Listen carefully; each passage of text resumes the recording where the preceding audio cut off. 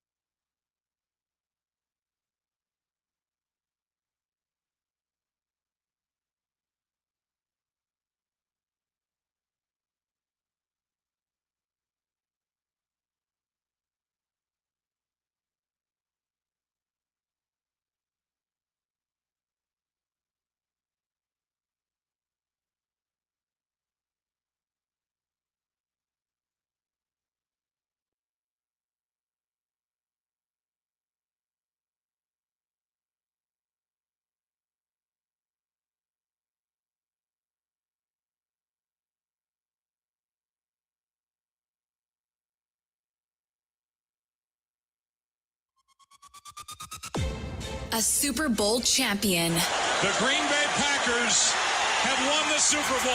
The Packers' all-time leading scorer. A game winner for Mason Crosby. It's time for the Mason Crosby Show with Mitch Nellis, presented by Verizon, the official 5G network of the Green Bay Packers, on the Wisconsin Sports Radio Network, powered by the Potawatomi Sportsbook, and on the free Odyssey app.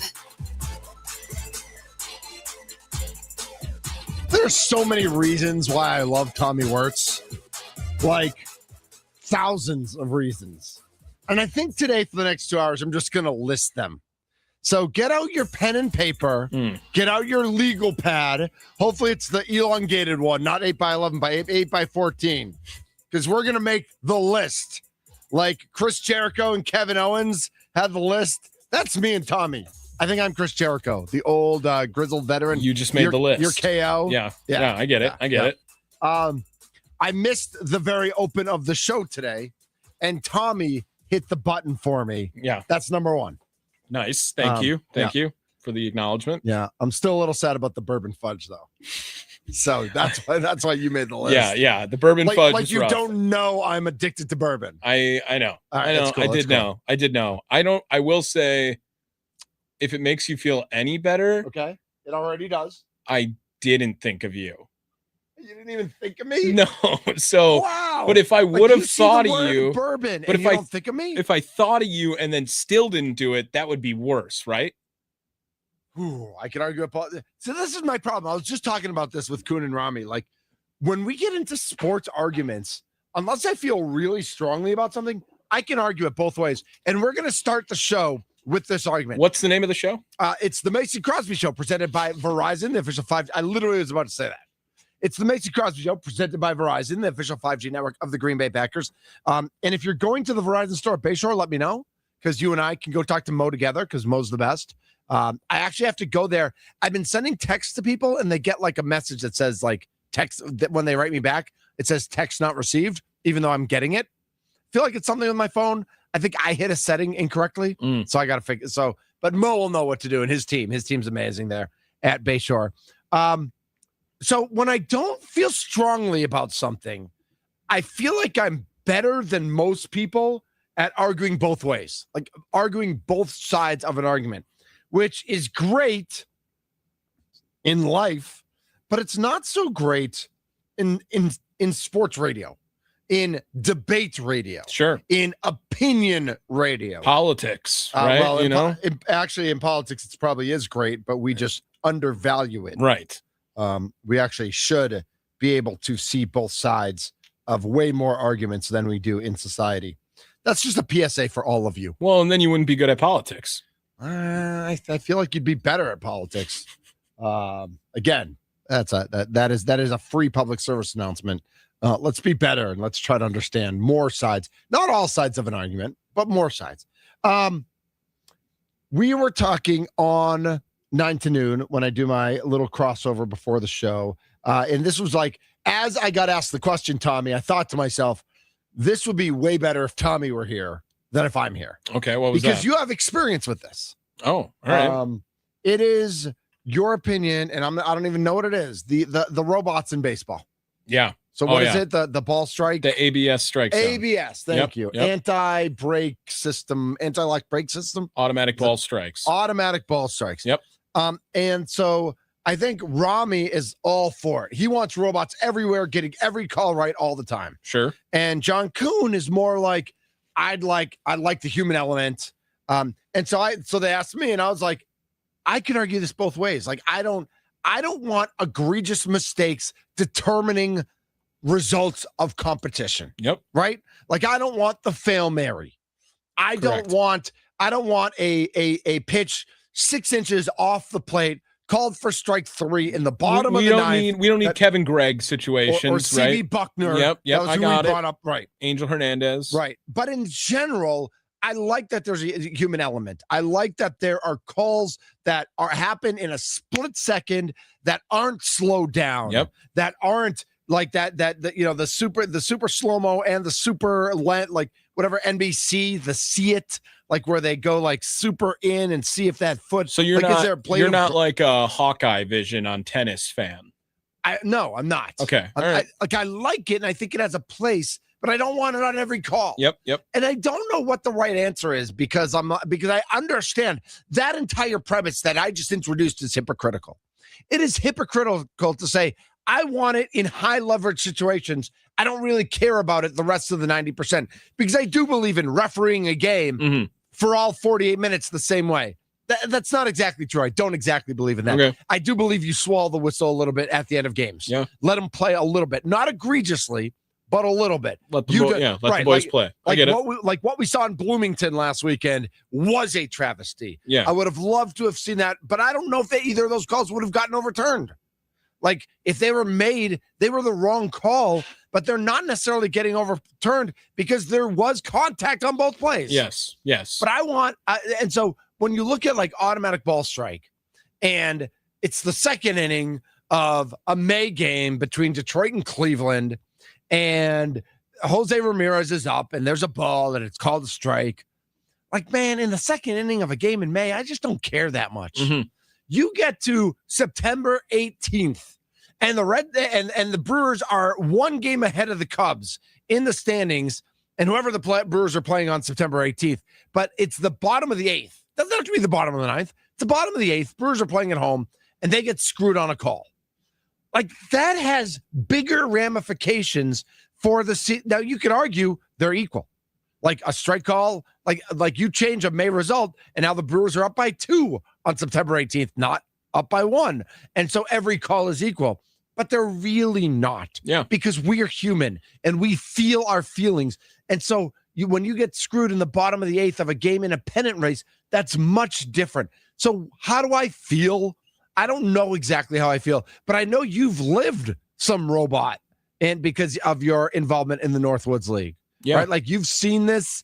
What do you, when I say to you that ABS is going to be used this year in Major League Baseball, what's your first reaction? So my first reaction is also to play both sides of this, Mitch, but not in support of ABS versus not in support of ABS. I think of the product of Major League Baseball as an in-person activity and a direct-to-consumer television product. And those are the two arguments that you look at. Tell me about that. Major League Baseball has done a fantastic job over the last, 2 to 5 seasons of making it a more watchable product on television. I agree. Like the Shorter pitch clock, shorter time, less mound visits, Yep. like bigger bases, like everything they have done to make the product more watchable on television, virtually, for, no pun intended, a home run, right? Yeah. I mean, it's awesome.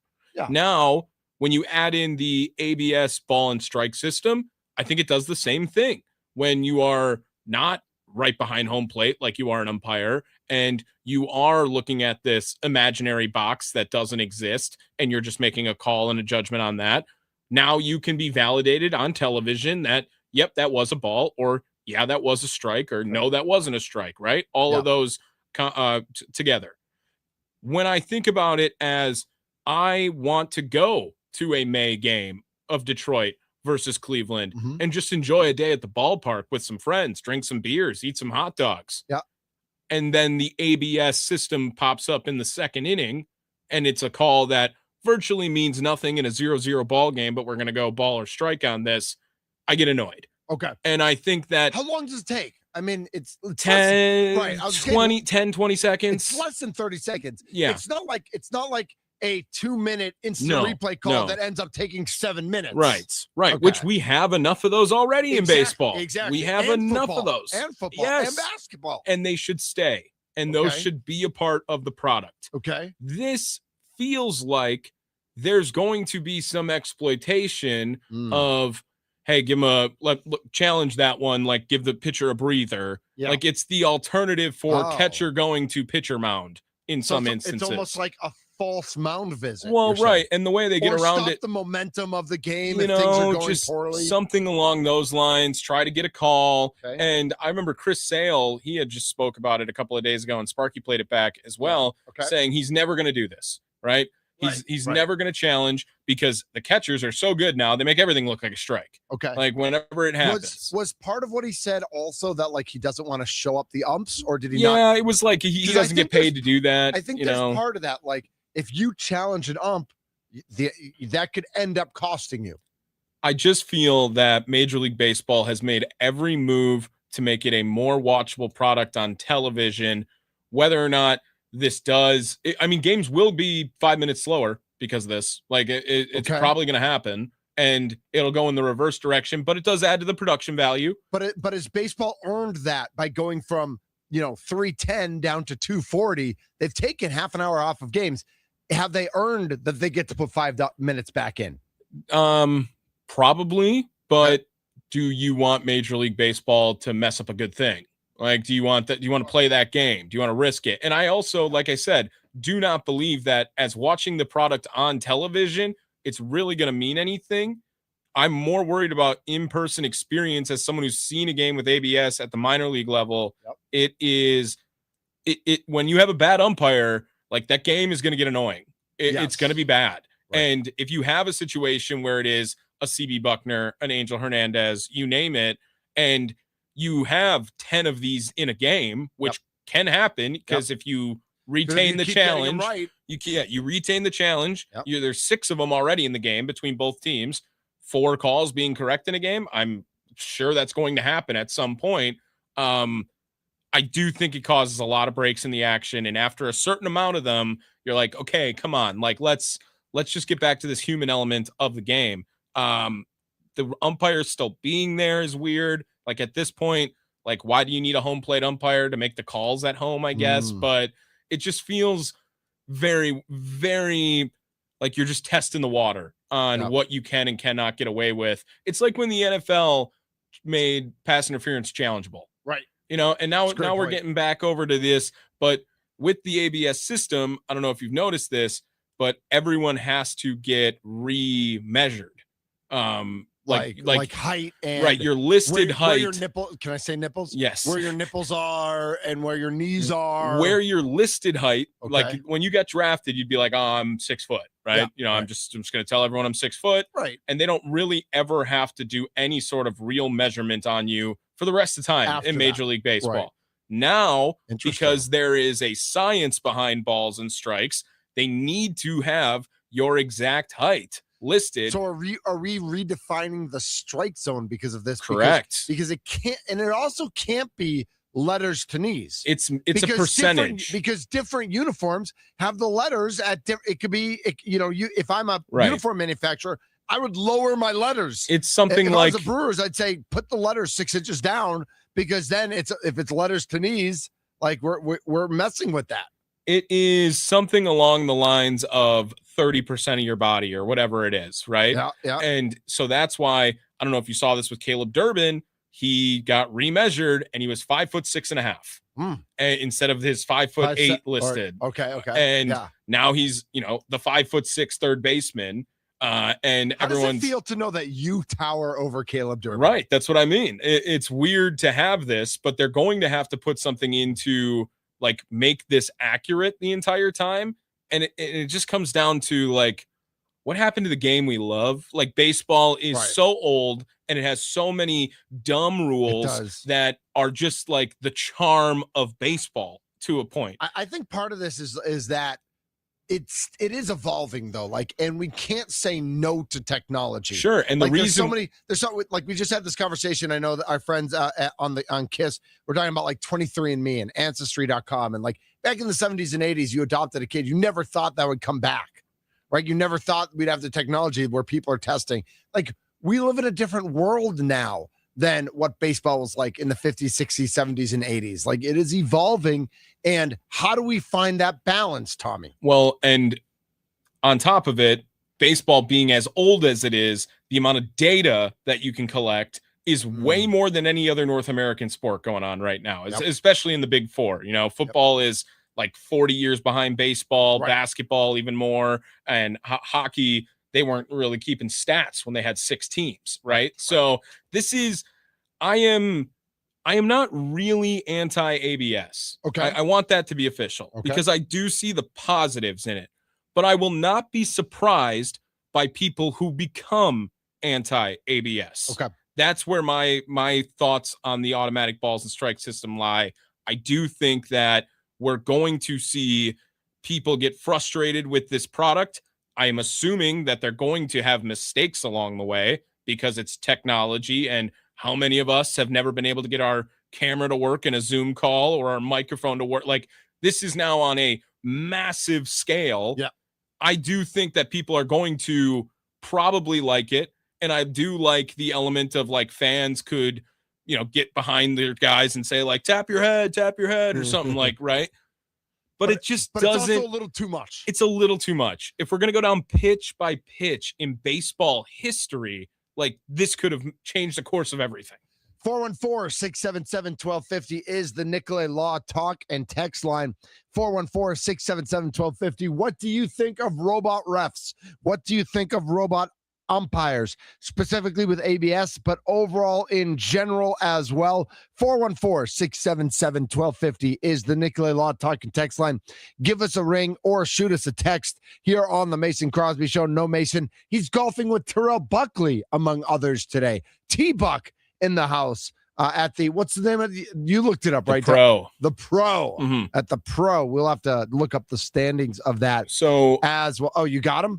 No, I don't have them yet. Let me, I'll get them. But I was just going to the text line 414-677-1250. If you want to be a part of the show, Nicolay Law talking text line from the 414. Live outside of Nashville, went to a Nashville Sounds game. The ABS system is so smooth, seamless. It's less than 10 seconds. From the 920, for what ticket prices are going to these days at baseball games, if ABS adds 5 minutes onto the game, that's 5 extra minutes with your family to enjoy at the ballpark. Ooh, and I like that. Look, I get it. I 100% understand. And I think that that's something that when I talk about, I did, if you notice, say that baseball as a television product got drastically improved with all these changes happening to Major League Baseball with the pitch clock and the lack of mound visits, whatever it is. Saving that time to watch the game on television was great for baseball. But there have been multiple baseball games I have gone to, and I'm there for 2 hours now instead of 4 hours. And I'm like, oh, I still like have to be productive with the rest of my day. Like, I wanted to rot at the ballpark the entire time, and now the game's so fast. And I appreciate being down at the ballpark on those random days in the summer, on those what seem like meaningless baseball games, and just enjoying a day outside. Sure. While guys who are way better at a sport that I grew up loving go out and play it in front of me. Okay. The casual nature of baseball is such a draw for me. I love that. Right. I'm just worried that you kind of had a good rhythm going here, and we're like trying to tinker with it a little too much. It's a fantasy football lineup on Sunday morning, what they're doing right now with the ABS ball and strike system. 414-677-1250. We will see what this looks like with our robot umps and our robot referees as we develop as we move along in this world of technology where, listen, when I don't know what percent we're at, I would guess, I don't even want to guess, at what percent of people use AI on a daily basis, on a weekly basis. But as it increases every day, there's no doubt that whether it's in America or on Earth, the use of AI is increasing every day.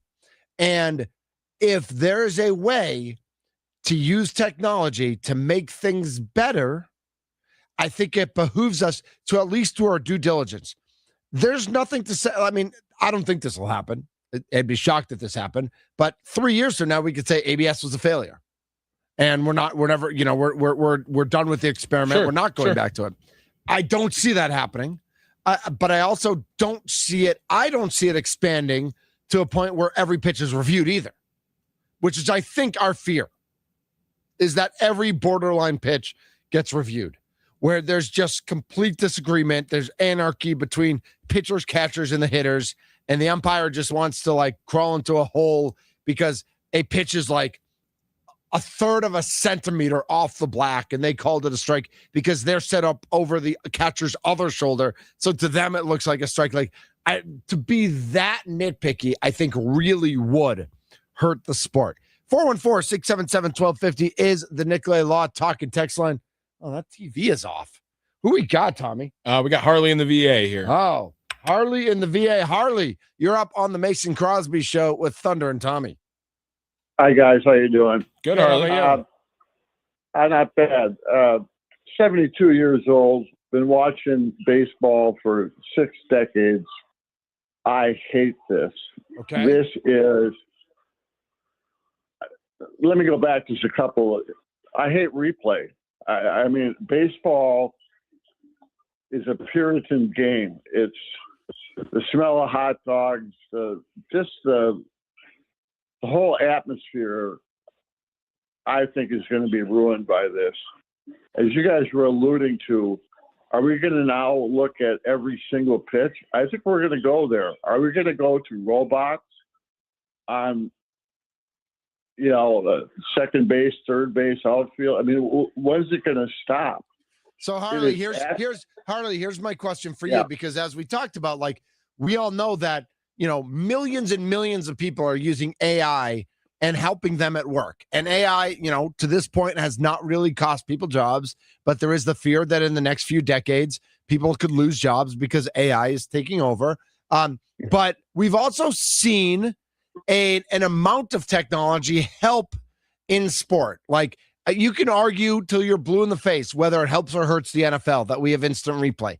But we've seen bad calls overturned. And the question is, do we want those calls overturned? Do we want to get it right? What's more important, the human element or getting it right? And more often than not, those jive. More often than not, humans do get it right. But every so often, they need a little help. How many times have you seen a replay that's taken a guy thrown out at second base, for instance, takes 3 minutes for them to look at it, and they still get it wrong? Generally too long. I agree. That does happen. Too often, too. I think the nice thing about ABS is that This is a 10 to 20 second situation. Yeah, the strike zone, it does go a little bit. It definitely goes way quicker than reviews. I get that, but like to your point, yeah, go ahead, Harley. When does it stop? When does it stop? Right. I mean, we don't know. I mean, AI. You know, I'm paralyzed. I mean, AI in the medical fields and everything. I'm talking about going to the ballpark and enjoying a game or watching it on TV. Yep. You know, it's that's apples and oranges to me.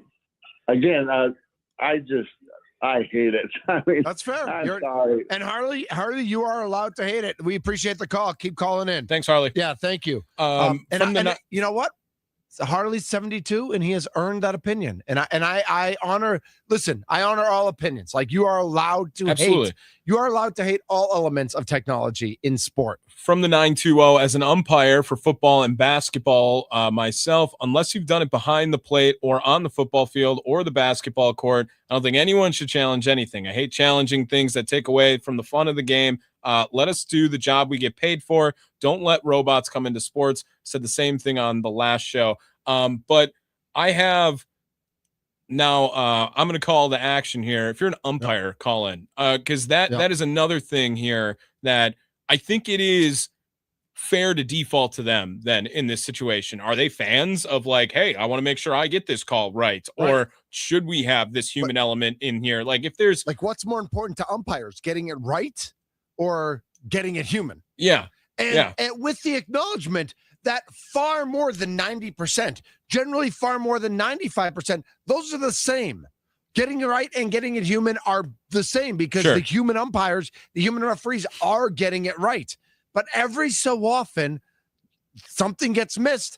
And is that human element more important than getting it right? From Dave and Cudahy, can we use AI to make Joey Ortiz a better hitter? Dave, if you can figure that out, we are all on board. We'll keep it going one more, maybe. Absolutely. This is the Mason Crosby Show presented by Verizon, the official 5G network of the Green Bay Packers. He's Tommy. I'm Thunder. This is the Wisconsin Sports Radio Network.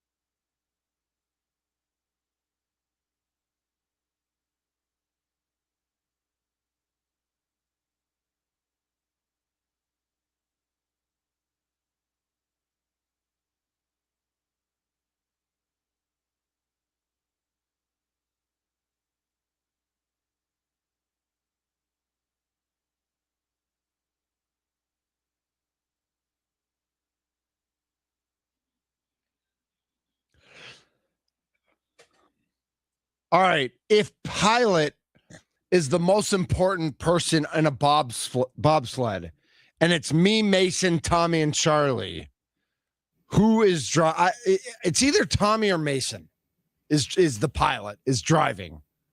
Tommy, thoughts? Do you want the heaviest in front or the back? I don't think you want the heaviest in front. I think I don't know how you disperse weight on a bobsled. That I feel like me and Charlie have to push. So you guys need to be in back? Right. That's probably my first thought. I feel like I'm sitting second regardless. Okay. So just so like Mason's driving. I'm the least important member of but that's the a team. lot of weight in the back. I don't know if you want all that weight in the back. I would assume me and Charlie are the heaviest. You do want weight in the back. Okay. I don't know. We'd have to look it up. On a 4-man bobsled, how do you want your weight dispersed? If you were on a bobsled team, call in 414-677-1250. That'd be amazing. That would be great. Oh my God, the phone just lit up. Wow. Do you think? I don't, but it could be. All right.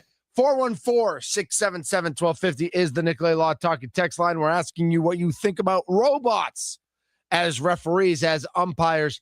414 says, ask Harley if he wants pitchers to hit again. Ask him if he wants underhand pitches, because that's how it used to be. I don't think Harley wants that. Frankly, I'm 50 and I want pitchers hitting again. I loved when DH was in the American League and pitchers were in the American League, but that's not what we're talking about today. We can get into that. That's a whole nother discussion that we can get into. It's a dumb baseball time. It now it is, or it was? Oh, it was a dumb baseball. You're the worst. But it was a fun dumb baseball rule. Okay, It's a dumb rule, but it's fun. Yeah. Right. I liked that. Dumb rule. There's 2 MVPs in baseball every year.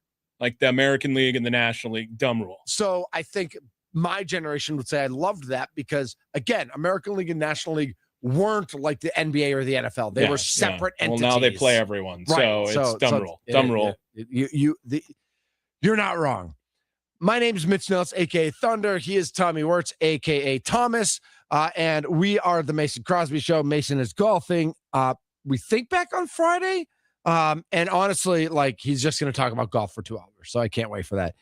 Joining us now is our good friend Brewer Mike.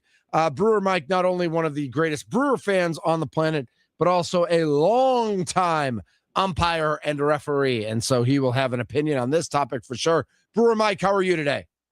I'm very good. I'm glad you guys are talking about this subject. And by the way, I don't have my calendar in front of me, but either the end of June or beginning of July, I will have umpired 7,000 games. Amazing. That's okay. amazing. Brewer Mike, yeah. Let's go. All right, so what do you got on ABS here, Brewer Mike? Hate it. Hate it. Hate it. How come?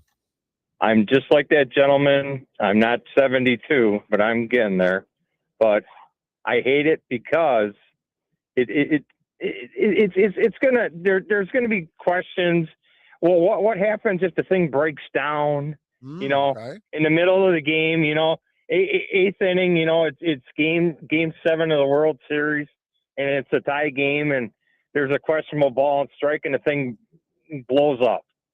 It just stops. Then what do you do? That's a whole nother conversation. Well, we've seen that with the what is it, StatCast, where they'll like just completely have the homer distance wrong. It just can malfunction for something. Yeah, that's a good point, Brewer. Well, what I'd like to state to a lot of these people, okay, and I'd say I want to say maybe 70 or 80% of the people understand this, but the other 20% are morons. We do not have a StatCast when we umpire outside, okay? Right. We do not have a little box that says, well, it was inside or outside. So that's people, Mitch, and I'm sorry, I forgot your other name. I'm sorry, sir. Tommy.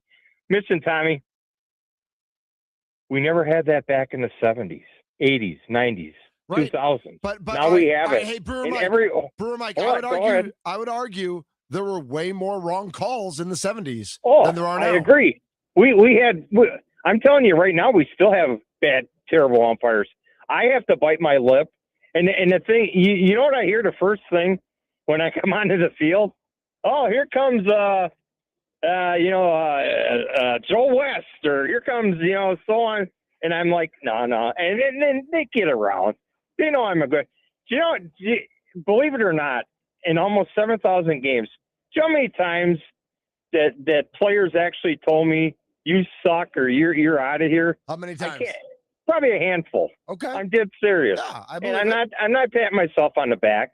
Mitch has seen me ref. I have. And you know what? If I make a bad call, okay, and I know I do, and I blow a call, I will go up to the guy after the game and say, hey, I made a bad call. But you know what he says? At least you admitted you made the bad call. Absolutely. And Brewer Mike, I think that's part of the game, and I think that needs to continue to be a part of the game. But I don't think we can ignore technology. And again, like, I'm not looking, and I don't want to live in a world where every pitch is reviewed. I don't want to live in that world. I don't want to live in a world where every call is reviewed. I don't want to live in a football world where every snap is reviewed and every holding, and is there, by the letter of the law, is there holding on every play. But I also understand that when there's an egregious mistake made at the end of a game of meaning, we need to get that right. Well, you know when I'm gonna quit? When? And I've already heard. Okay. They are thinking of having reviews in high school baseball, basketball, football. I don't know about volleyball. Well, we're not there yet. We're not there yet, Brewer Mike. So don't quit yet. Don't quit yet. Brewer Mike, thanks for the call. Thanks, Brewer Mike. All right, buddy. All right, talk to you soon. That's Brewer Mike. He drops off. Let's go right back out to Derek in Green Bay. Derek, you are on the Mason Crosby Show. What's up, sir? Good afternoon, guys. 100% agree with everything Brewer Mike just said as an official. Myself, referee, football, basketball, everything. 100% agree. He took the words right out of my mouth. So I don't agree with. Do you do baseball as well? I am a behind the plate umpire in baseball. I've done high school and semi-pro. Okay. It's not an easy job. There's no way it's an easy job. But would you argue this is making it easier also, Derek? Is that not something you would enjoy if your job got easier? No, I don't think it makes it easier. I think it makes it more frustrating on an umpire having somebody review your call, because at the end of the day, we're taught that you have the final say. And if somebody else behind you is like, nope, we're going to change that on you, it just doesn't sit right with me at all. So I go back to I don't want to live in a world where every pitch is reviewed. I don't want to live in a world where every holding call is reviewed. I don't want to live in a world where, listen, basketball, what's a travel now versus 30, 40 years ago, every player travels. Every player travels now compared to what the letter of the law is. And I get that. I don't want to live in that world. But again, I don't want to live in a world where you're in the ninth inning of a playoffs game and an umpire makes a mistake. And the umpire's not trying to make a mistake. There's no blame placed there. But I want to live in a world where we get the call right when it's of meaning. And I get it that we can't treat a September game different than a May game. And the ninth inning has to be the same as the second inning. I get all that. But I still want to live in a world where we get the call right at the end of the day. In our I myself personally go through some extensive training for those things. And I think the amount of money that we pay to get that extensive training, we should be pretty dang accurate.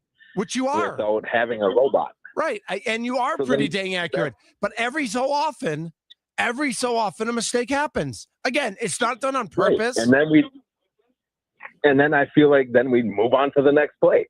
It happens in sports, even with like, let's take, for example, football. What's a catch?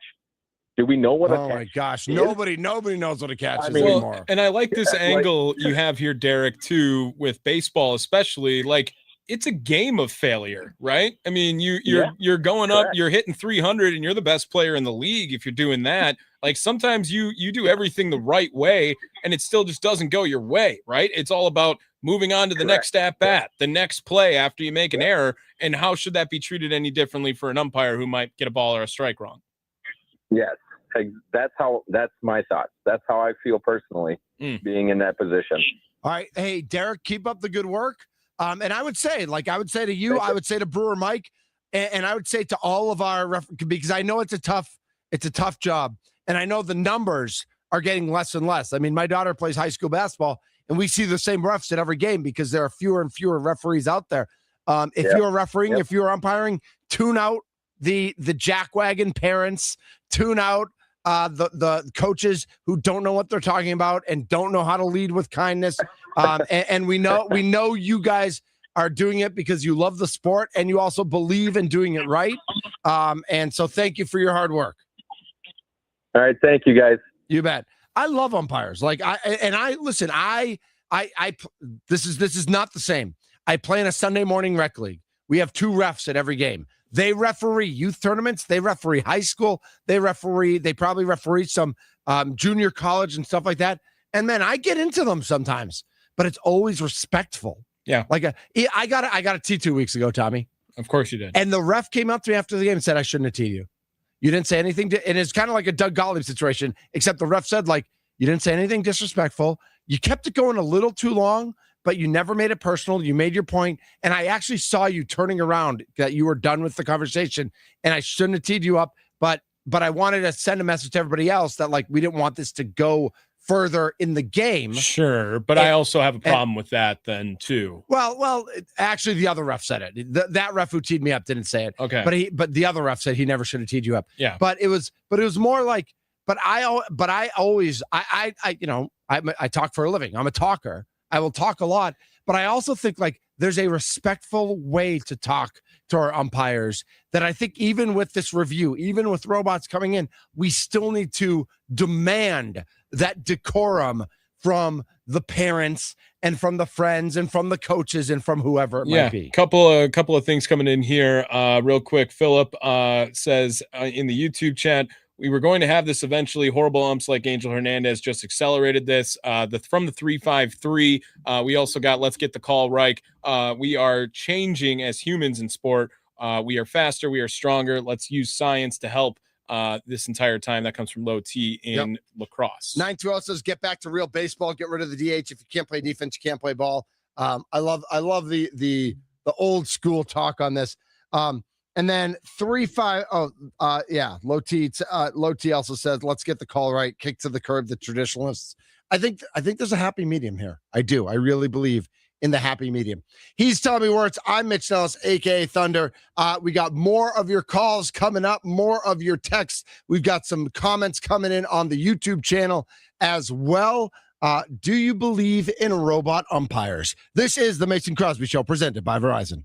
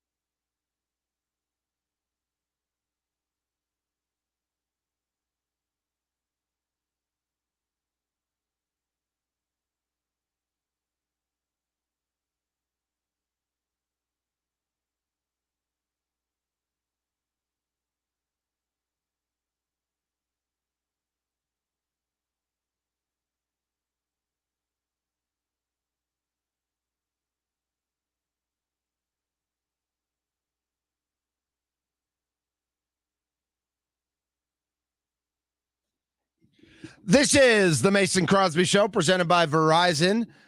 We are. What are the rest of the things I want to say? We're live. We're not recorded, and we are human. We're real humans, in case you're wondering. We're in the Wisconsin Sports Radio Network studios, powered by the Potawatomi Sportsbook. You cannot wager on the Badger game tonight at the Potawatomi Sportsbook because you can't wager on Wisconsin-based college teams. But the Wisconsin Badgers at Ohio State tonight.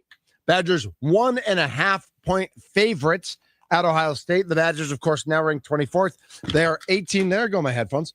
They're 18-7, 10-4 in the Big Ten. Ohio State is 16-9, 8-6 in the Big Ten. Ohio State probably a bubble team. I don't know what their status is. The Badgers in the latest bracketology, Andy Katz and Joe Lunardi both have them as 7 seeds. Both have them playing Texas A&M. Joe Lunardi has them in Oklahoma City. Andy Katz has them in St. Louis. Joe Lunardi, I know, has them as the 2 seed on their line would be Houston, which I don't mind. I don't love playing Houston in Oklahoma. That seems a little too close, although Houston is pretty south in Texas, so that'd still be a pretty. That's not really. It's a hefty drive. Yeah, I don't know that that's a drive. Got a couple more comments coming in on social media. You can follow us on Twitter. Social media, what's that? At WI Sports Radio. When asked about talking about robot refs / umps from Ultimate Frisbee, not the Ultimate Frisbee, spelled it wrong. Just an Ultimate Frisbee. Bring on the bots. Too much inconsistency behind the plate for me. From Todd, he comes in, says, love it. The past system has allowed way too much subjectivity and interpretation of balls and strikes or human error. And again, I get that. And I get your thoughts, Mitch, and we need to make the right calls. We do need to make the right calls. I'm actually more concerned about the product than I am about the robot system being in there. And what do you mean? Like, again, just like versus like the break in the action and what's going to happen in person versus on television. And I think television's much more important than in person. I understand. And I think that you're talking about millions as opposed to 40,000. But if you're the Brewers, maybe for the Dodgers, right? Your TV deal goes out way more than your attendance matters. Yeah. Is it the same for the Brewers who are now just like jumping onto an MLB? No, but I don't think people are not going to go to Brewers games because there's 4 ABS delays in a game. Probably not. Probably not going to be a reason why you do or do not go. I'm just fans. We're going to go to the game regardless. I think that I understand both sides of it, and I do understand why it's good for the game. I understand why people are going to be anti it. Philip writes in on YouTube, we were going to have this eventually horrible umps like Angel Hernandez just accelerated it. And I would say that Major League Baseball and the Major League Baseball Umpires Union are partly to blame for this. If you really want to get into it, the fact that umpires like Angel Hernandez and CB Buckner could keep their jobs for decades because they had tenure and because there was loyalty issues based and not you didn't get to keep your job as an umpire in Major League Baseball because of how good you were, but just because you had political power in the umpire union. Like, that is complete garbage. That is a desecration of our sport. As a fan of baseball, the fact that Angel Hernandez and CB Buckner and guys like that were able to keep their jobs is awful. Here's another one. And sucks. Here's another part. Stupid. And ruined it for everybody. Stupid thing to be mad at or think about with this. Okay. Yep. So I always am open when I have stupid thoughts. Manager ejections. Yeah. Arguing balls and strikes. Right. Like, that's going to go away. Well, it's going to go away to a point. But if, let's say, an ABS corrects an ump 2 or 3 times, and then they challenge and then they lose. The ump was right. But then the ump gets 2 or 3 more calls right, but you don't have challenges anymore. I think managers are then going to lose their brain because they're going to say, we just challenged you 3 times. Your strike zone today is clearly wrong. You got 1 right. You made no changes. You made no adjustments. You suck. I think that's the argument that's going to happen. Maybe. I don't know. I'm just, just dumb baseball rule that you can go out and argue and get thrown out of a game. Like, it's fun, dumb baseball rule. Yeah, I love those arguments. Everyone loves a good ejection. Yep. Yeah. Billy Martin, Earl Weaver going back in the Aaron day. Boone's on Lou a nice Lou run right now, Piniella too. had some good yeah. ones. Oh, yeah. Absolutely. Oh, yeah. At the top of the 1 o'clock hour, Stephanie Sutton's going to join the show. Sports reporter with WISN Channel 12, the ABC affiliate in Milwaukee. Her daughter is good friends with, or I shouldn't say good friends, went to high school with Marcus Miller, the Lozier from Brookfield, and I believe is at the Olympics. She's also been covering the Badgers quite a bit, so we're going to talk Badgers, we're going to talk Olympics. We'll probably ask her about ABS as well, what she thinks. But Stephanie Sutton's going to join the show. And then, like we do, we're going to talk about whatever we want to talk about because Mason's gone. And so Thunder and Tommy will play. Hey, Tommy, happy day after your birthday, buddy. Thanks, Mitch. You have a good birthday? Great birthday. Nice. This is the Mason Crosby Show presented by Verizon, the official 5G network of the Green Bay Packers.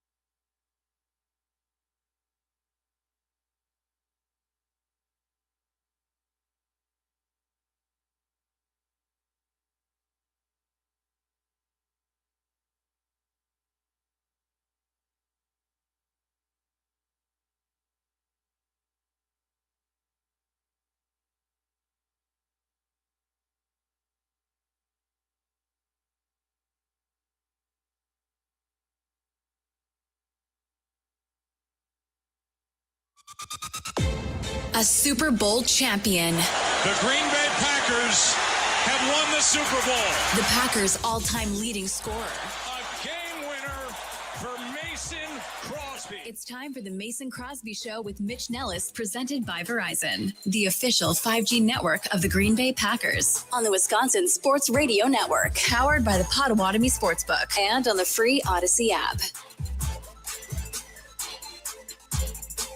This is the Mason Crosby Show. I'm Mitch Nellis. He's Tommy Wirtz. Great first hour talking about robot umpires and referees. A lot of opinions. I've got a lot more comments coming in on Twitter and on Facebook as well.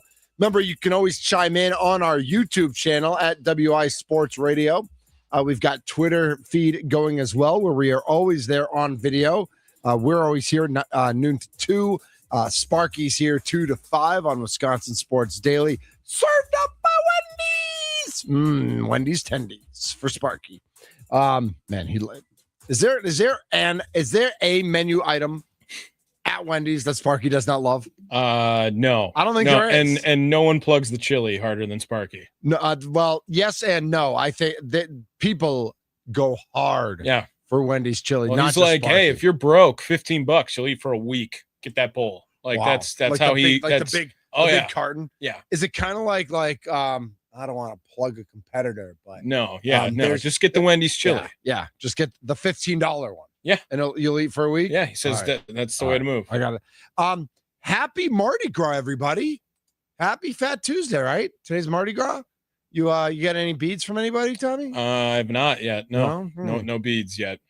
I saw Josh was wearing some beads. Yeah, I mean the conference room, he like took his own beads. Like, oh, did he? Okay. I'm more of a. He didn't have to show. I like to get my beads he didn't organically. He didn't have to show anything to get those beads. Right. All right, Well, I don't know what Josh does. But. Badgers at Ohio State tonight. Again, that's a 7:30 tip on FS1. Badgers ranked 24th. Bracketology has them 7th. Excited for that. And we're going to talk a little bit later about Badger basketball. We're also going to talk about it sooner with our next guest. Joining us now on the guest hotline, powered by Gruber Law, one call, that's all. Friend of show, WISN 12, ABC affiliate in Milwaukee, Stephanie Sutton in the house. Steph, how you doing? Hi, Mitch. How are you doing this afternoon? I'm doing okay. I'm doing okay as well. I know you've been keeping a close eye on the Badgers. But before we get to Badgers, before we get to Olympics and all the things that you've been talking about and paying attention to, we just talked quite a bit about the automatic ball strike system and robot umpires and referees and the conflict between tradition versus getting every call right and the importance of some calls versus other calls. What are your thoughts about the automatic ball strike system and more technology being used in sports? Yeah, I'm not really a big fan of it. I Okay. like the human error in it. And I know there's instant replay, so there's ways to double check plays, if it's really that important or in that moment that you need to double check it. I'm not a fan of it. And again, AI, I like it. I don't like it. Let's be honest here. Someday, Mitch, you and myself are going to be replaced by AI. It seems like the rate we're going and these robots and stuff like that. So I'm not necessarily a huge fan of the robotic umpires. I hear you on that. And I guess where I come down on it is I love the traditional. I get that umpires are going to make calls wrong, but I also understand that umpires and referees generally are 95, 96% correct. So I don't hate that but sometimes there's such an egregious call, an egregious situation that at the end of the day, I just want the right call made. And I think that's but we don't always get what we want, do we, Mitch? No, we don't, Steph. That is a great point. Man, you're so smart. How'd you get so smart? You must be a mom. Well, I don't think my kids would say that. Well, that's they their disagree job. with about everything I say. But Yeah, that's our kids' jobs is to disagree with everything we say. Let's start off with the Badgers, and the Badgers basketball team have been playing very well recently, and it seems like over the past month or so, every time they seemed to be on the verge of being ranked in the top 25, they'd have a loss. The USC loss, right? And then of course the Indiana. Again, talk about referees. We could have used some robots in Bloomington, But listen, again, that's part of the game. They finally take care of it last week. They beat Illinois. They beat Michigan State. They're ranked. When you watch this team, how good do you think they are? And do you think they can make some noise in March? I definitely do. I'm a big fan of John Blackwell and Nick Boyd. And I think Nolan Winter is fantastic. And I just think they seem to be gelling, peaking at the right time. I mean, compared to how they were playing together earlier this season, obviously some hit or misses there. But the fact that they got 2 top 10 wins in the past week over 2 top 10 opponents on the road at Illinois, are you kidding me? I mean, I was not expecting that. Michigan State, I thought they definitely had a shot at, especially coming off the high of winning at Illinois, but they crushed Michigan State. I mean, it wasn't even close. And again, the fans storming the court. I have a daughter that goes to the University of Wisconsin-Madison. I'm all for them storming a court at any time because let's be honest, we got to celebrate the highs. The national championships are few and far between for the University of Wisconsin, except for the women's volleyball team and the men's and women's hockey teams. So yes, but again, getting back to the Badger basketball teams, hey, let's get back to those, back-to-back Final Fours they had over a decade ago. I covered both those Final Fours. Boy, that was fun. That would be super fun to do that again. I predict that I don't know if they're going to get that far, but definitely Sweet 16 seems it's in their future for sure. I think that's what we have our eye on as Badgers fans, right, is getting to that second weekend. Because as good as Greg Gard has been in the regular season, and he's been very good, the tournament success hasn't quite followed. And I'm excited to see how that all plays out this year because, if they're right now they're slotted as a 7 seed, if they could work their way up to a 6 seed, they're still going to be an underdog in that second game, taking on a 2 seed or a 3 seed. I think a 6-3 matchup might be a little easier than playing a 2 seed, but I think they've played their way out of that 8-9 where they would have to face a 1 seed. How important is it for Greg Gard, though, to get to that second weekend and to see, for all of us Badgers to be able to watch our team that second weekond? Are you regarding for job security, how important it is for him or just for his legacy? Maybe legacy. More for legacy. Yeah. I mean, that would be huge. I mean, huge for any coach. I mean, again, he wants to get to that point. He wants to get to that next level. Now, do they have to run the table to get a higher seed? I mean, of course, that would help. They're going to have, I shouldn't say, there's going to be a loss or two along the way, including the Big Ten tournament. But man, I don't know. I mean, there is a shot. They're playing so well. They handed Michigan, correct? Their only loss of the season so far. Yep. And it was at Michigan. Right. Oh, you know why we don't know about that? We were discussing this in the sports department the other day. You're like, man, what was that Michigan game? It was the same day as the Packers and Bears playoff game. Yep. Because we were ready to celebrate a double win, and we should have been. We should have been celebrating a double win that day, and then everything fell apart. But yeah, I mean, I know they're down in the standings for the Big Ten. I feel like, maybe they may get another loss or two along the way here, but they are playing really, really well. And for getting back to your question about Greg Gard, yeah, of course that would help his legacy. Let's get back to a Sweet 16. It's been a while since they've been there. I don't have the math in my head. You would probably know offhand how many years it's been. It's definitely been a while. It's been a decade since the Final Four. But I kind of feel like this team has it in them to do it. They seem really talented. They seem to be gelling at the right time. I know it's February. You want to peak in March, but things are looking good right now. Absolutely. Stephanie Sutton, WISN 12, ABC affiliate in Milwaukee, joining us on the Mason Crosby Show. You mentioned the big three. You mentioned Boyd, Blackwell, and Winter. And I just want to take a moment to kind of appreciate what Nick Boyd's been able to do. In this day and age of NIL and there's no transfer rules anymore. You don't have to sit out a year. You can transfer inside a conference, which are all things that were very hard to do and were really detriments in the past. We saw how big of a deal John Tanji was last year, and he was great. And Nick Boyd is kind of like, and 2 years ago, AJ Storr did the same thing. And now Nick Boyd has just picked it up. And, a guy who averaged 13 points a game last year, averaging better than 20 this year. How exciting has he been for this program? Oh, he's been super fun to watch. And especially I've only been to one game in person, but he's an incredible player to see in person. Again, thank goodness for the transfer portal. Another one, Andrew Rohde. I know he's not having the numbers of a Nick Boyd or John Blackwell this season, but former Brookfield Central star, went to up north in Minnesota. You had to give a plug to Brookfield Central, didn't you? I had to, but I love it. I love it that he did eventually transfer, through the transfer portal. If this, transfer portal doesn't happen in the last, so many years, there's no way he's at Wisconsin right now. I kind of wish he was there to begin with. Sure. But again, he had to take a couple stops to get here.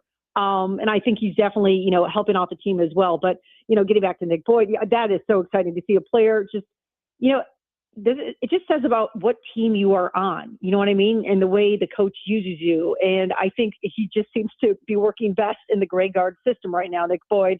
And that obviously only benefits the Wisconsin Badgers. Absolutely. I know we're excited to watch the game tonight. Badgers are at Ohio State. And again, there are no gimmies in the Big Ten. I mean, Ohio State is 16-9. They're 8-6 in the conference. That's not a game you just show up and win. But if the Badgers play their game, that should knock on Formica, be another nice road win for the team. And it's always fun when the Badgers beat the Ohio State. In any sport. I agree. All right, from one Brookfield Central athlete to another, let's turn our focus to the Olympics. And Stephanie, have you ever luged? I have never luged. Would you ever? Would you have ever? In let's say 20 years ago, because I was going to say my age right now, no chance. But maybe a couple years ago. 20 years ago, maybe my daughter's age. She's 20. Yeah, that's a possibility. Yeah, I could see her wanting to do it too, although she's a little too tall for it. Maybe not. I don't know. I don't know what height you need to be for luge, but I heard somebody say recently, because they were asking what's harder or what's scarier, luge or skeleton, and they actually said luge is scarier because you can't really see where you're going. As opposed to skeleton, even though it's head first, you can at least see where you're going. I can't imagine going down a mountain 80 miles an hour and not seeing where you're going, Steph. No, that's insane. Well, I was watching the skeleton the other night. I actually think that's more insane to go head first. But looks I can see more insane. Saying. Yeah. Right. But with your feet, you don't maybe have that guidance as you're going down the chute or whatever, the ice, the icing that they have there. But yeah, so my daughter, who's a University of Wisconsin-Madison student, is doing her semester abroad in Italy. And let me tell you, hold on. Did she do that on purpose because of the Olympics? Nope. She had no idea until October where she was even going. In fact, she thought she'd be going into Florence. Doing it there. She wanted Italy. She just didn't know where she would be going. But she's in the business school at Madison, and through the business school, she got in to Bocconi University, which is also a business school, but it's in Milan. And so when she went there, when she told us finally, I think it was early November when she actually found out, saying, "Hey, this is where I'm going." We said to her, "You realize the Olympics? You're going to be there right in the middle of the Olympics." So cool. So my daughter's like me. She's a big time sports fan. Yes. I mean, she roots for the Badgers quite a bit. She's already been to the U.S. women's hockey game. She went a week ago. She saw them beat Canada. Nice. She did get a ticket. She bought a ticket to the gold medal game. But it was a cheaper one. It was an obstructed view ticket because the other ones were so expensive. You know what? If you're in the building, you're in the building. It doesn't matter. That's what I said. Yep. That's exactly what I said. And she's tall. She's like 6 feet. I'm like, just get in the building, peek around the corner. I go, this is the closest you might come to seeing the Wisconsin Badgers not only win a national championship, a world championship. Oh, I'm sorry, a gold medal in the Olympics. I mean, how cool is that going to be? Amazing. So she does have a ticket to that. And then last week, she did take a train to Cortina to see her former classmate at Brookfield Central High School, her freshman year, competed in the men's doubles luge, Marcus Mueller. Yep. Marcus, and so tell us what, it was your daughter's experience, not yours, but tell us what she shared with you. It was incredible. I mean, to not only, again, the chances of her just being in Italy at this time and then a former classmates competing in the Olympics. And by the way, she had class that day and she was concerned about missing class. Oh, no. I'm like, she's a big time student. I'm like, Kate, skip it, life experience. And she's like, yeah, without a doubt. So she did skip it. She goes up to Cortina. She had to take the train. It's like 6 hours from Milan to put this all, you want to see the geography of Italy or whatever. It took a while to get there, but she did have to take a train up there. And she stayed with his family, which was great. They had a ticket for her and everything. The Muellers were so generous. They had an Airbnb in the mountains. I mean, it was just gorgeous. She said the city of Cortina itself. But the event, you walk in, you go in with like a mass of people. And she said she compared it to like an F1 race where they whiz by you for like so 1 fast. second. Yep. And so you're watching on the screen. And I will say He is the first American sled to ever lead a run, and especially lead going into the final heat of competition. Yep. I mean, that's pretty impressive. And they're rookies. Him and his partner, Marcus Mueller, there were 2 rookies in this. I think they're both 20 themselves. And I'm going to tell you. I don't know how to pronounce his last name. Haugsja. Okay. Hauja or something like that. But I'm going to tell you, Mitch, that run, my husband and I are watching on the TV. I've never been more invested in a luge event in my entire life. I'm sure. They were green. He went from getting the gold to something happened on that final turn, that final stretch, and it turned red. So then we thought he still was on the podium. He went from 1st to 6th. Yeah. Within milliseconds. Right. I mean, some of these sports are so again, when you're going that fast and everything's so close. I read the article about it, and it says, there was a blip in the final corners, and it added 0.2 to their time, and that's why they finished 6th. But they're so young; they'll be back. I mean, when you're 20, you'll have opportunities in the future too. I think he's definitely going to do it. And again, I will say this: remember, I said they were in high school together. I mean, he left Brookfield Central, and then he had to train full time at Lake Placid in New York. And so, for sure, him and his teammate and partner, they're going to go and try again in 4 years. Tommy, nobody took me out of high school when I was a freshman. It was like, hey, you're a world-class athlete at X. You should just go and train full time. Yeah, I was asked to be the sled in the luge. That somehow fits. I still think the 4 of us doing the toboggan. Yeah, it was 4-man. Yeah. I was big enough. The bobsled. They were cool. No. Me, you, Mason, and Charlie. I think we could do maybe Sparky. I don't know if Sparky. Okay, my money, I'm sorry, is on Mason. He's, let's be honest here, the true athlete of the group. Whoa! You haven't seen Tommy play softball. This is Boulder Dash. What we're going out with right here. That the true athlete of the show. He told us how he graduated in 3.5 years because he had so much free time at practice. Yeah, I'm calling BS. Yeah, we all know that he went to Colorado and they thought he was going to be a defensive back, and then the kicking coach called him over, and he sprinted over to the kicking coach. He's like, "I'm not going to make this team unless I can kick. Thank goodness I'm kicking in Boulder." And then look at the career he had. Yeah, he turned it around. He turned it around. The best. Yeah, he became an athlete. He became an athlete. Yeah. He self-taught. Stephanie Sutton joining us here on the Mason Crosby Show, presented by Verizon, the official 5G network of the Green Bay Packers. How come your co-conspirators are in Arizona, and why do they get to go to Arizona? And that's not fair. $1 million question, Mitch, that I don't have an answer for, quite frankly. Okay. Yeah. I mean, if you would like to email my news director and say, hey, we would love to see Stephanie Sutton down in the Arizona sun, that would be great. Yeah. Why are we sending 2 dudes instead of Stephanie Sutton, who's been doing this for a long time in Wisconsin, and is the voice of the fan here in Wisconsin? I agree. I would love the opportunity or the chance if it, whenever it may come along. But in the meantime, I should plug Dario Melendez, and I'm going to keep calling him. It's Pat Timlin. We have a new reporter. Right. I've said on there, and so has Dario. We've said, and Pat Tillman. He's not Pat Tillman. No. It's so close. Pat Timlin. There was a wonderful. There was a Major League Baseball pitcher, Mike Timlin, who pitched for the Cardinals, the Red Sox, the Yankees, probably a few other teams. So I just have to remind myself it's Timlin, like Mike Timlin, the pitcher. Yep, it's Timlin. Yep, but they're down there now, right? They're down there right now. They had some reports yesterday. They're going to have more live reports from Brewer Spring Training tonight. And then there are half-hour Big 12 Sports Saturday is going to be, they're going to tape that ahead of time or whatever and do the show basically down from the Arizona sun. Yeah, no, so they got a pretty good gig. I will say this, it's a good gig. It's a beautiful weather, but it's a lot of work when you're down there because they open that clubhouse pretty early. And then, you have a long day of live shots and putting reports together. But boo-hoo for Pat and Dario. Boo-hoo. Yeah, good point. What do you? But now that pitchers and catchers have reported and everybody else is reporting in, how are you feeling about the Brewers this season? And does last year's success, 97 regular season wins, winning a series against the Cubs, then kind of not having much success against the Dodgers, does last season inform your opinion on this year's team?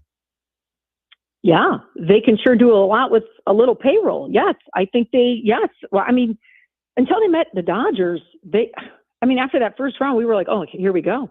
This is it. This is their year. I feel like what's exciting about the Brewers, kind of like the Packers and the Bucks, so the Bucks are having some issues and with Giannis being hurt and stuff, they're in it. Every year they're in it. So why can't it be them? Why can't they get that chance? I know Christian Yelich is getting older and he's wanting to see a championship, but why can't they kind of, and they got the Miz, they got, they've made some trades. I mean, I'd still, the Caleb Durbin one, we'll see if that pans out, but why can't it be their season again or in their year? And why can't they get back to the NLCS if not the World Series? Why not? I like that. And we haven't talked since Freddie got traded and Caleb got traded. Some of those trades were inevitable. Some of them weren't. Change is always inevitable with our Milwaukee Brewers. How do you feel about some of the changes the team made during the offseason? I kind of figured that Freddie Peralta may happen. The Caleb Durbin, though, kind of surprised me because, he was a rookie last season, but because he was 25 years old, do you think he was just maybe too old, like a sort of a veteran rookie? Like they thought maybe, okay, what can we get for him now? Or maybe they thought they got the most out of Caleb last season, at third base and what they were doing hitting wise. I don't know.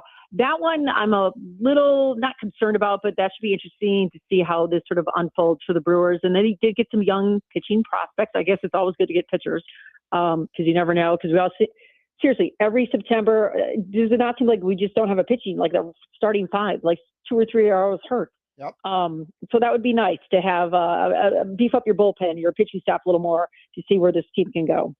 I like that. And then I real quick before we let you go, thoughts on the Milwaukee Bucks? Is this Giannis? Is he getting? I don't even know what my thoughts are. First of all, I think they get in the. Wouldn't that be funny, Mitch? This is the year we're like, oh, nothing's going to happen, and then they go and make a total run. It would be. That would be crazy. I mean, I don't see it happening. I don't either. That would be something. Thomas, I'm pretty impressed. I know he likes to throw the ball up a lot, but they were going in for him. Yep. And I know Giannis was like that. And again, I think they won 5 of 6 heading into the All. Yeah, that is correct. 5 of 6. And they go to New Orleans on Friday, so they play the Pelicans. And Giannis, whenever he'll get back, I think they definitely make it to the play-in tournament. And you never know. It's all about health, right? Right. If Giannis comes back and stays healthy. Yeah. But is that for the good of the franchise? Or would it be better if they stayed where they are now and we're in line to get the 9th overall pick? Well, that's what I'm hearing too. This is a really good draft pick here. So yeah, but you're not going to tank. You're never going to tank. You're not going to tank, but there's a difference between tanking and what the coaching staff and front office do is different. The players are never going to tank. But if Giannis comes back and you tell him he's on a 20-minute a game limit because you don't want him to tear his Achilles, that's not tanking, but it's not tanking either. Well, that's just sort of being smart. Right. Make sure he doesn't further injure himself. Yeah. I do love the fact that after all that trade talk that he's here. He's here because I don't know what you thought on that. And he wants to be here. And I love, what did he say? Legends lead or something they attract. Yep. I think that was great. And he played that clip from The Wolf of Wall Street with Leonardo DiCaprio. I love that. I thought that was great. And it says a lot about Giannis and Giannis wanting to stay here and wanting to win another championship here. Will they do it this season? I don't know because it's looking iffy. But if he's healthy and everyone's healthy, you never know. As long as Giannis is healthy, you never know. Final question. What is your favorite Winter Olympic sport to watch? Well, it's been fun watching Jordan Stoltz. Sure. It's fun to watch because all the competitors, athletes from the Wisconsin area. I was going to say your answer is anything Wisconsin, right? Yeah, win gold. I do like that, but I will say growing up, though, are you kidding me? Figure skating. I kind of miss the drama of the, Tanya Harding, Nancy Kerrigan. Yep. So when I was behind the scenes with ABC Sports, I was actually there the year after that drama. I was behind the scenes. And even then that was sort of what was that, 95, the height of, what was happening with women's figure skating. So that to me is really cool. I do think it's cool what my daughter did though. I mean, to see a luge event and she's totally into the women's hockey. I mean, how can you not be? They keep shutting out every team they play. And, I'm going to knock on wood. Let's hope they can do that again. I agree. They've been awesome. In the gold medal game. Can I add one more thing? Because it's Mardi Gras. Please do. Okay, so I was before here. I was in San Francisco. Before that, I was in Monroe, Louisiana, and I was in Jackson, Mississippi. So often I would go down to Mardi Gras, and let me tell you, you can get bees without showing anything. Oh, Just let me know. really? Oh yeah. Oh, As that long now as you're like you just cute or disappointed whatever, you Tommy. just get Tommy bees. wanted to show something, I think. Well, that's on him. Yeah. You don't have to show anything. You Oh. just get beads. So or you get go to the beads. parades. They have all those parades Right. in They have downtown New people Orleans. throwing out. Yeah. Correct. I feel like Correct. there's some fun in the tradition of also, I don't know. I'm just I know what you're saying. without maybe it's more saying fun for you. Yeah. No. But I was gonna say for any of the female listeners, like, Fair, you fair. can get beads. Yeah. You can get beads without having to show anything. All right. We appreciate the 411. Stephanie Sutton, WISN 12 sports reporter, joining us on the Mason Crosby Show. Steph, thanks so much for had a lot of fun today, and we'll definitely do it again soon. All right. Thanks, Mitch. Thanks, guys. Have a good afternoon. You too, Steph. That's Stephanie Sutton, WISN 12. Follow her on all the socials. And when we come back, we've got some more, speaking of socials, comments on the referees and the conversation we had. We're also going to talk about the Wisconsin Badgers basketball team a little bit more. Tommy threw out an interesting question that I kind of wanted to address as it's February 17th. We're a month away from March Madness. This is the Mason Crosby Show, presented by Verizon.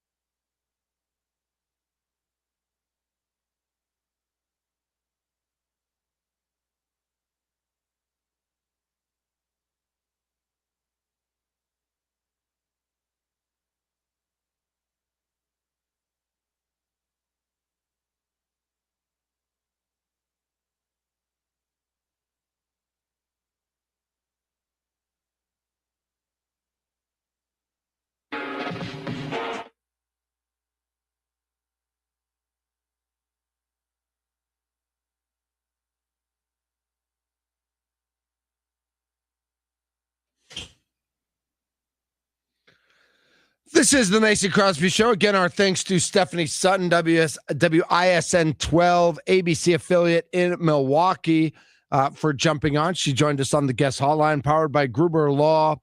One call, that's all. Tonight at 7:30, the Wisconsin Badgers are in Columbus to take on the Ohio State Buckeyes.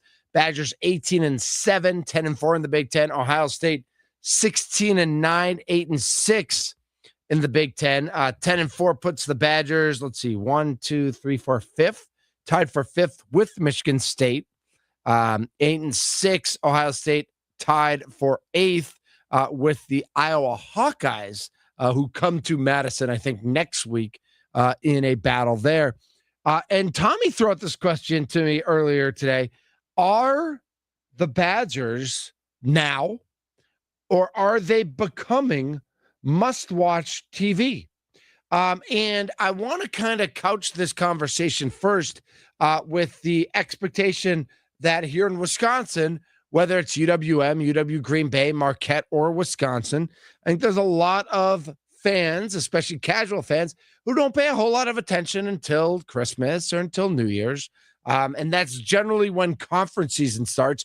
Like maybe there's a big game around Thanksgiving or around Christmas, as there's a, they go to the Battle for Atlantis, or they go to Hawaii, or they play in some of these kind of not preseason, but early season tournaments against other teams from the Big Five.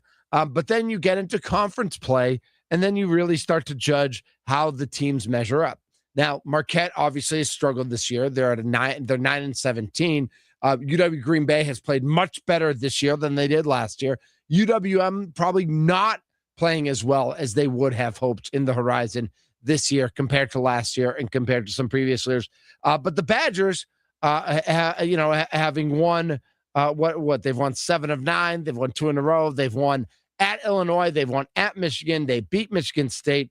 So that's beating the number 1, the number 10, and the number 15 teams currently in the nation. With those victories, is this Wisconsin team a team you need to watch right now? Is it also a team that you need to watch now because March Madness is coming? Because the Big Ten tournament starts on, I want to say like March 11th or 12th. And then March Madness is the following weekend. And so do you just generally start getting more into college basketball now that we can see we're 12 days away from March starting? And so college basketball is more on your radar now. How does your fandom work with Wisconsin-based college basketball teams? 414-677-1250 is the Nicolay Law Talking text line. Give us a call or shoot us a text, 414-677-1250. Tommy. Yeah, I mean, I'm excited to watch this Badger team tonight. Okay. Have you made it a point to watch previous Badgers basketball games? A point is strong, but like the ranked matchups. I mean, I watched all the upsets. I watched the Michigan game. I watched the Illinois game. I watched the Did you watch Indiana game. Okay. I watched the Michigan State game this past weekend. Yeah, I mean, they're just a lot of fun, and it's I grew up going to watch Badger athletics before any of the other ones. Like that so growing up in Cudahy, you remember going to Madison to watch games? No, I remember going to the bar with my dad as a 10-year-old on the weekends. And love that even more. He's like, we're going to watch Badger football this week, or the Badgers are playing an 11 o'clock Sunday game, so I can take my 10-year-old to a bar with me, right? And because it's a quote unquote restaurant. Well, and it just became like this, a tradition of sorts, I guess. And so to see the evolution of Badger basketball over the last 15 years, it is unreal, actually. I mean, going from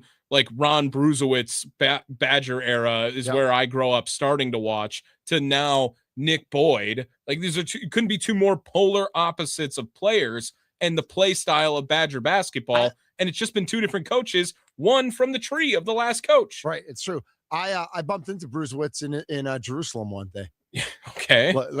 First of all, like you're walking through Jerusalem, Israel, and it's not so hard to find like the 6'9" redhead. Yes. Right. But it was pretty like there's Bruzewicz walking around.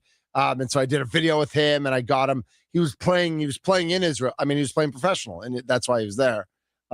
Just totally randomly ran into him. But you're right. I mean, what we've seen from, I mean, Wisconsin Badger sports in general compared to where it was in the 80s, especially, where it was like, it was the joke of football and basketball, and then started growing in the 90s. And obviously Barry Alvarez turned it around. And now we're at a place where we question, like, if they're 18-7 and they're 10-4 in the Big Ten, like, should they be better? Should they have more success? As Evil Badger 72 writes in on YouTube, the last Sweet 16 was in 2017. Was that Johnny Davis? No, that's before Johnny Davis. I think that's like the beginning of with Johnny Davison, and maybe the end of like Gasser or something like that. Or no, it's probably Ethan Happ. That's probably what that is, right? That's the Ethan Happ. Let me double check here. Man, what a great college player he was, who had no chance to make it in the pros. Yes. Like, and I loved Ethan Happ, but like, you knew he was such a quintessential. You're looking at Brevin Pritzel, Demetric Trice. Remember that one back in the day? Yeah. His brother played for Michigan State. Khalil Iverson, Ethan Happ, Kobe King was, that was the 2018 year. But yeah, I mean, you're looking at the Ethan Happ era. Yeah. I thought Johnny Davis didn't make a Sweet 16. I don't know. But it's, as not Badgers fans, but as the state of Wisconsin. Nigel Hayes, Zach Showalter. Okay. Yeah. Oh, nice. Sorry. As state of Wisconsin college basketball fans, where we've seen the UW Green Bay team have great success going back to the 90s, going back to Tony Bennett and Jeff Nordgaard, and then having moderate success in trying to get back to that level. UWM with Bruce Pearl having success, and then Rob Jeter, continuing that to an extent, but being competitive. Marquette certainly has had a ton of success, had lots of success under Tom Crean and Buzz Williams, and with numerous pros in the NBA.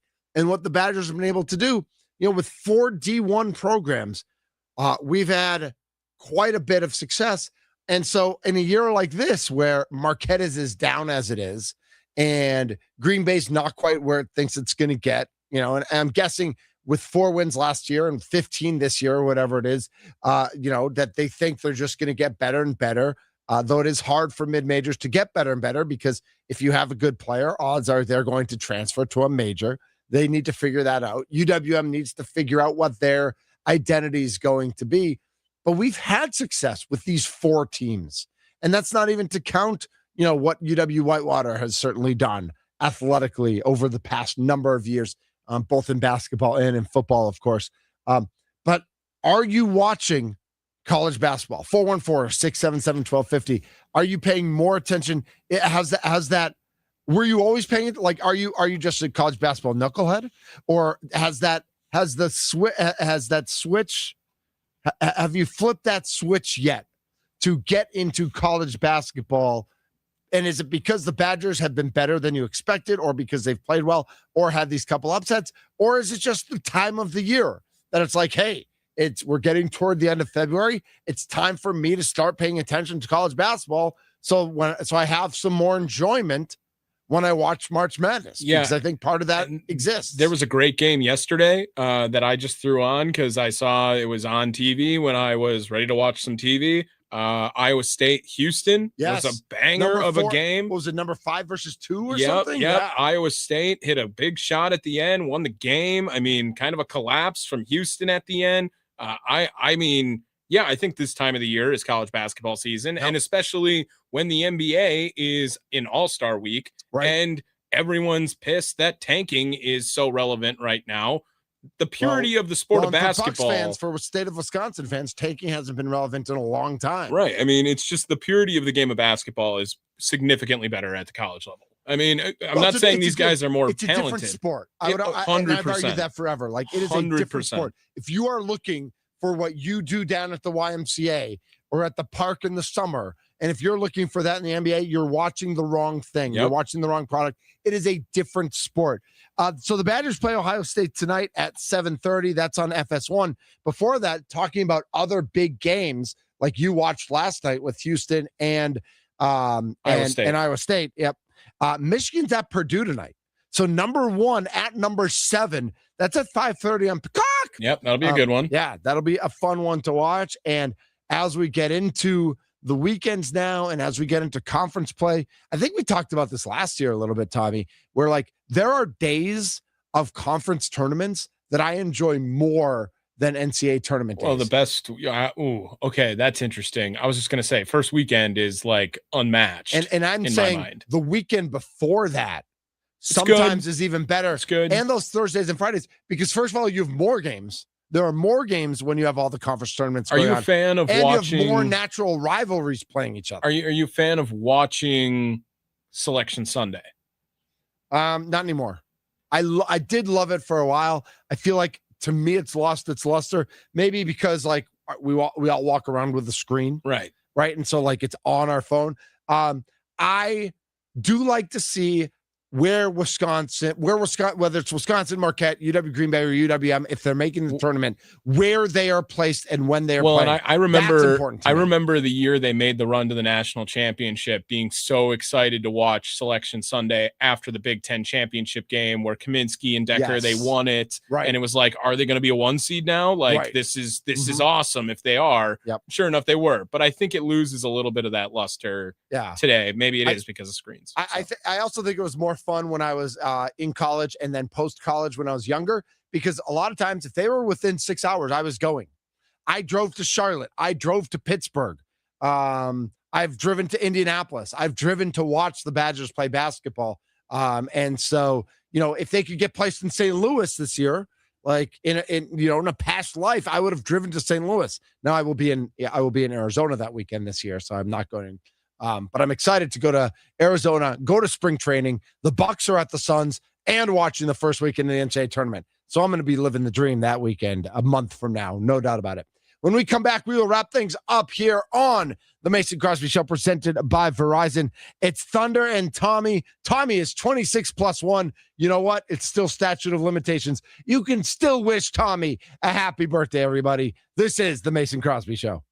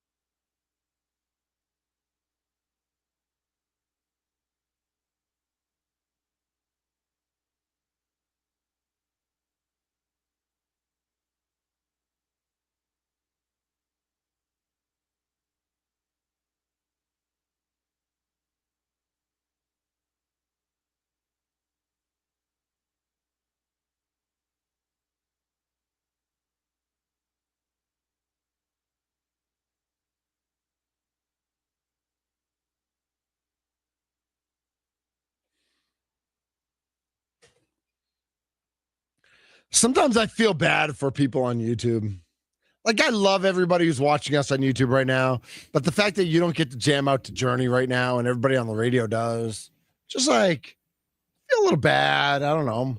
If you're listening on our apps, you get the music, but it's just YouTube who does, like, licensing and fees, and so we come back without music. I know some other shows are playing like non-royalty type of music, like royalty-free music. Should we look at that? Just get an AI playlist, right? Can we? If we had an AI playlist, we could just go really big with. Welcome to the Fan, kicking with the best. It's Mason Crosby time. I mean, who doesn't love this song? Lines up under the Friday night lights. I don't understand why it's Friday. Because that's because he's from Texas. Texas is Friday Night Lights. 39-yarder game winner. That's like stud. Right? Yeah. Wow. Nice job. Wow, you kicked a 39-yarder. We're all really impressed. I want to do something with us kicking. I don't know what it is content-wise, but I think we would look really foolish. I can make a 20-yarder, like old extra points. I mean, I've made them before in my life. Yeah, you can make a 20-yarder. Yes. 30-yarder? Like 1 out of 5, maybe? 1 out of 5, I can get. I'm going to go out and say 8? The first day we go out to try a 30-yard field goal, you will not make it on the first day. Like, even if you give me 20 chances, you don't think I'll make one? I'll make 1 out of 20. I mean, that's not a good percentage. That's 5% for the record. Right, yeah. I'm not saying make 1 out of 20. I would take the under. Really? I would. On me as well. Like, I'm not saying. Definitely making a 30. I don't think I am. I think you are. Really don't. And if it's like 10 to like get your bearings. Especially if it's a 35-yarder, zero. I'd say 35. We're going to do this. You might be right. You might be right. 30 is really not as easy as it sounds for the guy who 20, doesn't kick. I've made extra points before. Yeah, like I trust you in the old extra point rule. College extra points, you'll hit. Maybe you'd hit more than half. Like, maybe, yeah. I would give you that. Yeah. All right. That's fair. 414-677-1250 is the Nicolay Law Talk and Text line. We're out of here in about 90 seconds. Want to thank Stephanie Sutton for jumping on. Want to thank John Kuhn and Rami Makloff for talking about ABS and talking about balls and strikes, because we turned that into a great conversation today. Yeah, a lot of good calls today, too. Yep. You read this one already. Ultimate Frisbee said, bring on the bots. Yep. But they spelled Frisbee wrong? They spelled ultimate wrong. I think they spelled Ultimate. Maybe his name is Matt By. Does he spell both names wrong? I don't know how that works. Maybe he spells Matt wrong. Badgers play tonight. Don't count your chickens, Tommy. But the Brewers have a game this weekend. Guardians at Brewers playing this weekend. But before that, we've got St. John's is at Marquette on Wednesday night. Bucks are at the Pelicans Friday. Guardians at Brewers 2:10 on Saturday. A special edition of Wisconsin Sports Wrap-Up with Tommy Wirtz tonight, featuring the Wisconsin Sports Athletic Hall of Fame. Mason Crosby will have a voice on that show. And former Packers president Mark Murphy will be on tonight at 5:45. So hear everything about Mark Murphy. Thanks to Stephanie Sutton. Tommy, how you feeling, bro? Feeling great. Happy Mardi Gras. Happy Fat Tuesday. Yes, indeed. My name is Mitch Nelson, a.k.a. Thunder. His name is Tommy Wirtz, a.k.a. Thomas. The Mason Crosby Show presented by Verizon, the official 5G network of the Green Bay Packers. I was so much